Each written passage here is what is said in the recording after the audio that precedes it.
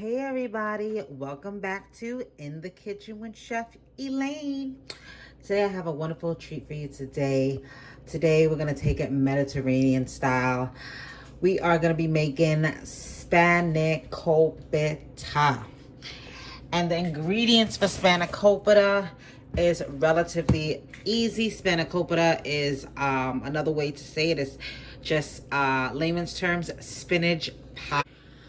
So, for our spanakopita, spinach pie, we are going to need spinach.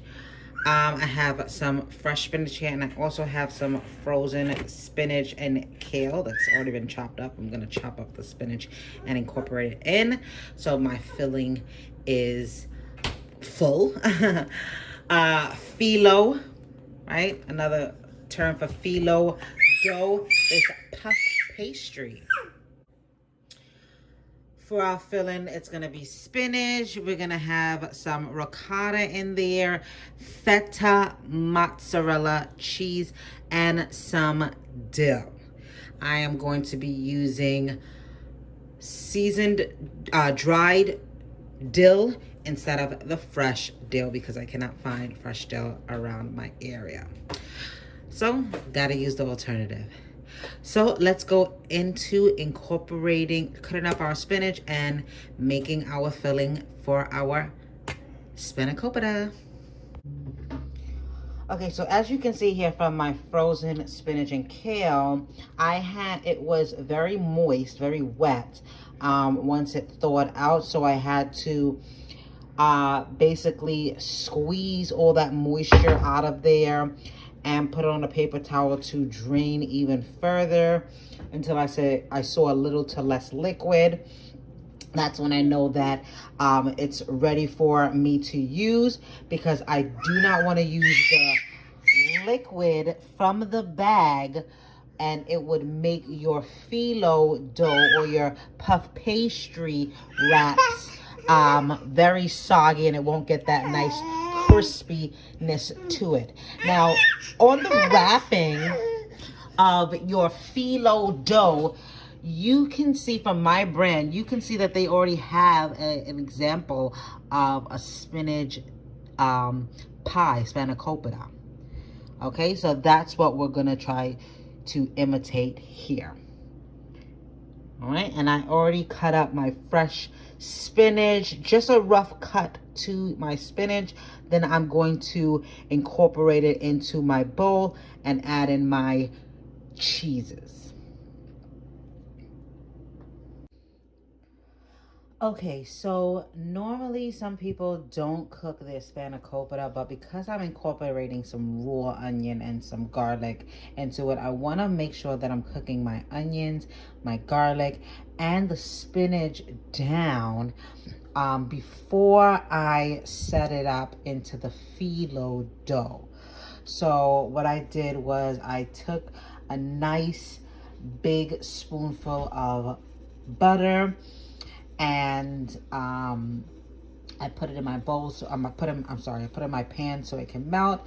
And I added in my onions. I'm gonna add in a bit of oil because butter tends to cook off fast. I want to make sure that my onions are translucent and cooked fully. Okay, so I already see that my onions is becoming translucent, which means I can start to see through it. So I'm gonna add in my minced garlic. And now I'm using minced garlic from the bottle, so it's really pungent, so a little goes a long way here. We don't want our spanakopita to be too garlicky. We want a nice even balance. So now I'm gonna allow my garlic to cook, and I know it's when it's cooked when I start to smell that aromatic scent of the minced garlic. Okay, so that was really quick. It took 1 to 2 minutes for my garlic to cook. So now I'm gonna add in my spinach and my dill into the pan. You want to make sure that you do a little bit at a time. You don't want to overcrowd your pan. Remember, even cooking time. Okay. So once my first batch starts to wilt, then I'm going to start adding in my second batch and lastly my third batch, and it should be all clean, and incorporate the onions and the garlic. Okay, so now we want to add some salt, right, to enhance the flavor. Some dill weed. You can use fresh dill. I'm going to be using some allspice, ground allspice.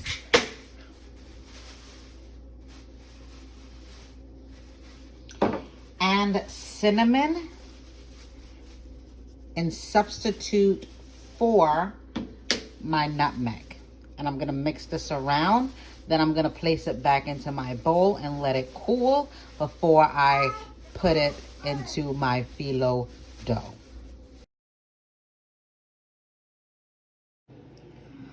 Okay, so now that the spinach is nice and cool, now we can add in our cheese to make the filling.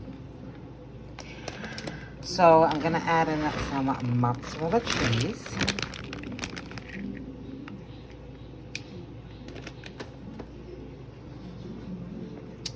Some Feta cheese.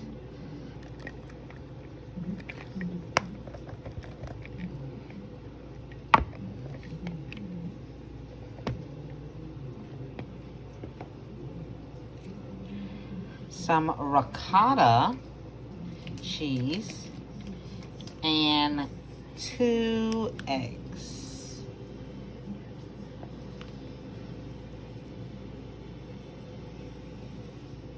So first I'm gonna mix up my cheeses into my spinach. Then I'm gonna add and incorporate my eggs. All right, look at this filling. It looks delicious. Now you want to keep in mind that mozzarella cheese, especially feta cheese, are salty cheeses. So when you are cooking your spinach and seasoning it, just think that you're incorporating some cheeses that's going to be salty. And especially if you're using salted butter, all those salts build up. So you don't want to incorporate too much salt, knowing that there are other ingredients, other products that you're adding into your dip to make this recipe that has high salt content. Okay, you want to make sure that your spinach pie is edible and enjoyable. Okay, so now that the filling is done, I have my phyllo dough here. There's 2 packages inside, and I want to manipulate the spinach pie triangles. So I cut my phyllo dough in half, and I'm gonna use it to make my triangles.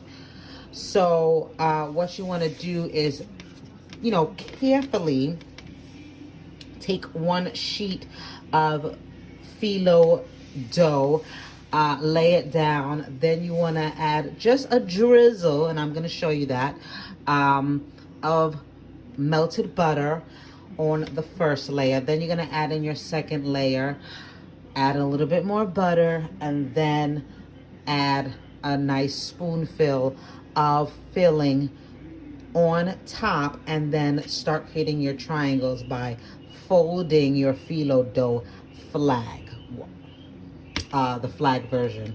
When you fold a flag, that's how we're gonna do it, okay? So I'm gonna show you that now. All right, so I added just a drizzle just to make my second phyllo dough, right? The sheet of pastry sheet to stick right on top. And I need 2 hands, so I'm gonna show you. Okay, so once you have your second sheet of puff pastry buttered. Then you want to just leave a section of your phyllo without butter on your second sheet. Just fix this. These are very thin sheets dough. They rip easily. Without any butter on it, and then you want to take a tablespoon of your filling and place it on that section to begin your triangles. So to start your triangles, you want to go ahead and take the end of your phyllo and create a triangle on one side.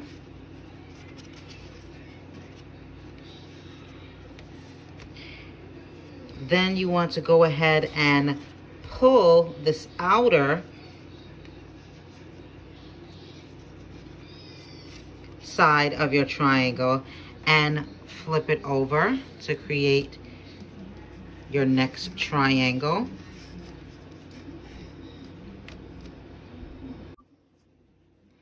So with this side now, you want to continue to fold it over, right? Trying to make those nice, perfect triangles.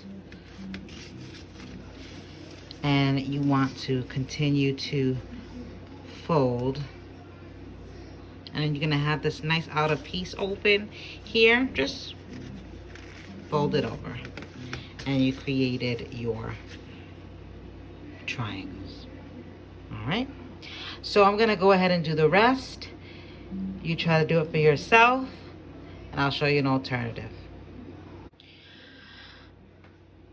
If I know my viewers well, some of you probably are thinking like me, you didn't get it right on the first try when you tried this out for yourself. So I'm going to show you again. You want to just have 2 sheets of phyllo or puff pastry. The first sheet, you want to line it up with butter. Then you want to line up your second sheet on top of that so it can stick together like glue. Add on a little drizzle on your top layer of your phyllo. Then you want to create your triangles by taking a tablespoon of your filling and placing it on that section of the phyllo that was not drizzled with butter. And you want to take the corner of your phyllo and you want to go ahead and line it up as perfectly as possible to make a nice perfect triangle. Right? Don't worry about your phyllo ripping. It's still usable. Just make sure that you're making that perfect triangle. I like to press it down. Then I'm going to flip it over to create another lined up perfectly triangle. Press it down. Then once again, flip it over.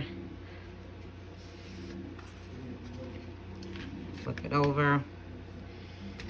And sometimes your triangles just comes to you.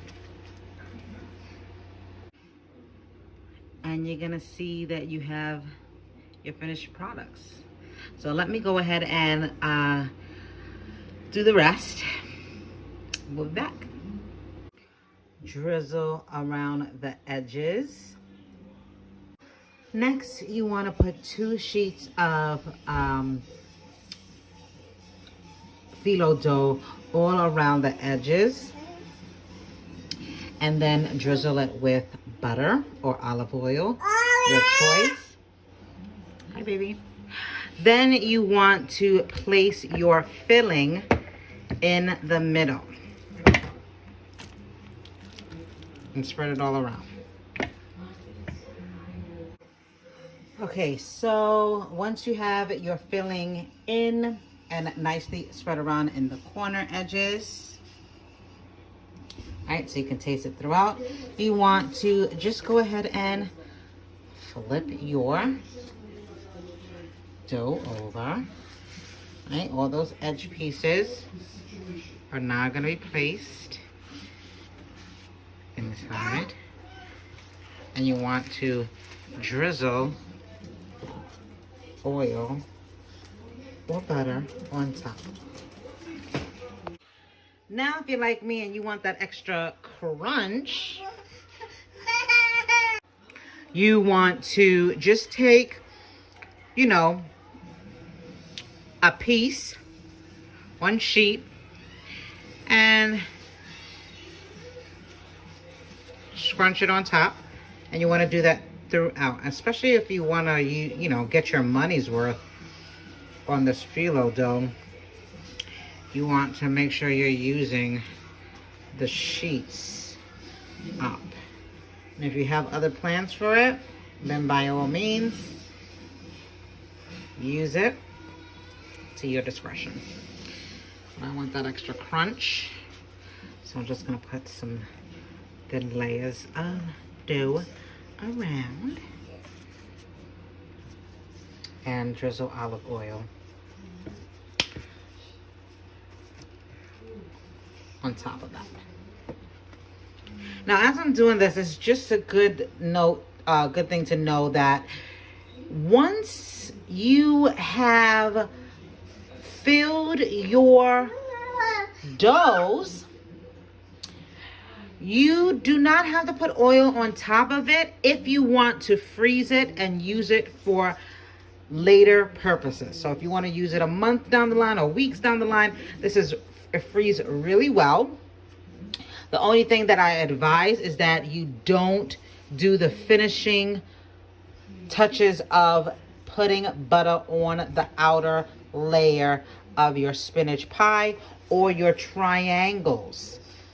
Okay, because when you go to wrap it in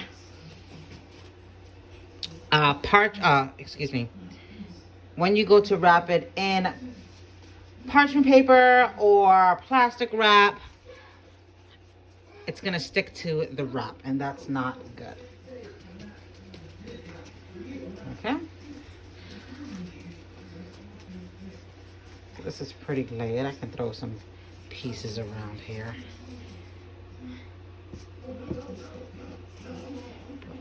Sorry for my angle. All right, so it's pretty much layered. Now I'm gonna place some oil on top of it and place it in my preheated oven of 400 degrees for about 40 minutes until golden brown and delicious. A good thing to note also is when it comes to baking the spanakopita or baking for cakes, cupcakes, anything, you want to make sure, even if you're putting it in the oven for a certain amount of time, you want to make sure that you're rotating your pan. So I'm putting this in the oven for 40 minutes, but I'm going to continue watching it at a 10-minute or 15-minute interval. I'm going to turn my pan so that every side can get nice golden brown and delicious and cook evenly. All right, that's the key here. Always even cooking time. See you back here for the plating. Oh my gosh, look at this beauty. Ooh. That's okay. All right, hear that crisp? That's what's gonna happen. Ooh. Look at these Spanakopita triangles. Look at this. Beautiful. Beautiful. So hot. So of course you want to make sure that you let it cool down before you take a bite, because that filling is probably piping hot. This is nice golden brown and delicious. Oh my gosh. Like, so beautiful. You see those ruffles? Beautiful, beautiful, beautiful. Let it cool down, and then we're gonna try it.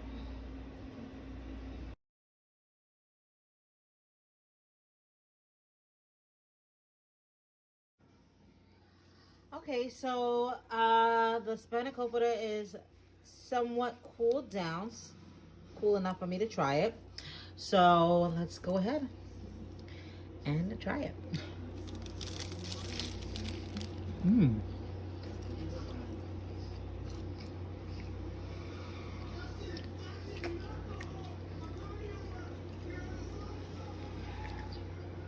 This is really good.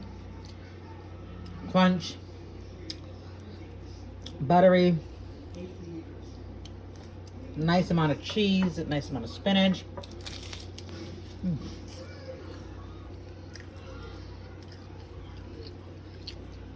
Well balanced, not so salty. This is really, really good.